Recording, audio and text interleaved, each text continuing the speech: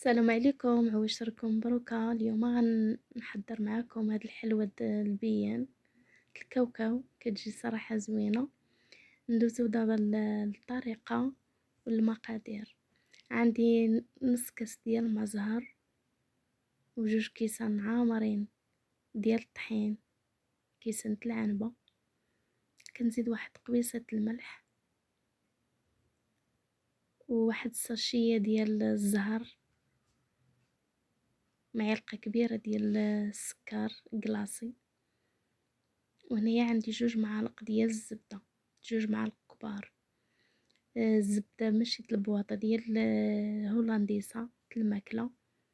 صافي كنبقى ندخلها في الطحين، كنبسبسها، كندخلها مزيان في الطحين وكنجمعها بمزهر. داك كاس بمزهر الا ما كفاناش كاس، نص كاس ديال المزهر، كنزيد واحد شويه ديال الماء تنجمعوا بها العجينه. والعجينه خصها تكون قاصحه، ما تكونش رطبه باش تعطينا الخدمه. صافي هنايا كنخليها نديرها في السلوفان وكنخليها واحد نص ساعه تطلق لينا العجينه. هنايا من بعد ما طلقت لينا العجينه كنقسمها بحال هكايا باكيطات صغارين وكنديرهم في بلاصتيكه وكنخلي غير باش غنخدم. هنايا كنرش بواحد شويه ديال الدقيق، غير شويه، ما نكتروش من الدقيق، وكنطلقها بالمدلك بهاد الطريقه هذه. كنطلقها العجينه تكون رقيقه، ما تكونش غليظه.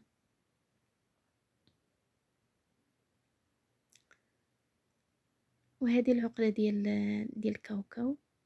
هنايا عندي الكاوكاو بلدي اللي حمصته وقشرته طحنته مزيان مع نص كاس ديال السكر سنيده. من بعد ما طحنتهم كنزيد معاهم معلقه كبيره ديال الزبده، معلقه صغيره ديال القرفه، وكنزيد واحد شويه مزهر، ما تنكترش من المزهر. صافي هنايا كندير واحد الحرول هكايا طويل وكنطلق العجينه كيف ما شفتوا، وكنديرها في العجينه وكنسد ديك العجينه مع هكايا، كنلصقهم مزيان وكنقطعهم بحال هكايا، هاد الشرائط هادو، وكنسكي عليها في الوسط بحال كنعوجو هكايا. العجينه كتجينا ديك الشكل ديالها كيجي زوين.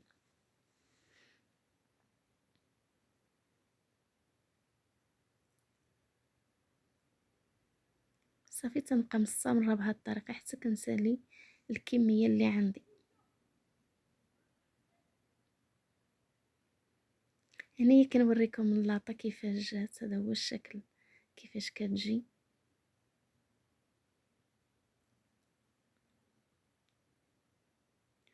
هنا من بعد ما طيبتها جبت بحال هذا الشكل هذا، ما كنحمروهاش، كنخليوها بيضه.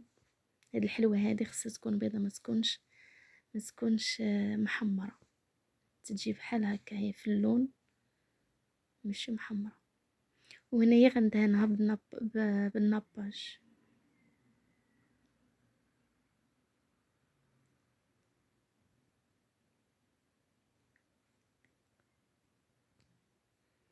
الحلوه خليتها حتى بردت مزيان، ودابا غندهنها بالناباج اللي كيعطيها واحد اللمعان زوين، وكنديروها في قويطات.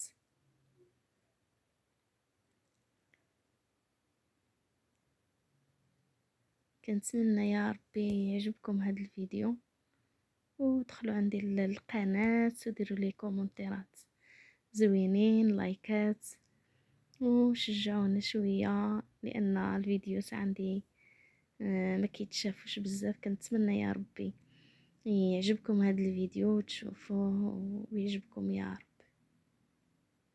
صافي هنايا كنبقى مستمره بهذه الطريقه هذه حتى كنسالي هذه الكميه، وكيجي واحد الشكل ديالهم زوين، لا الشكل ولا في المذاق.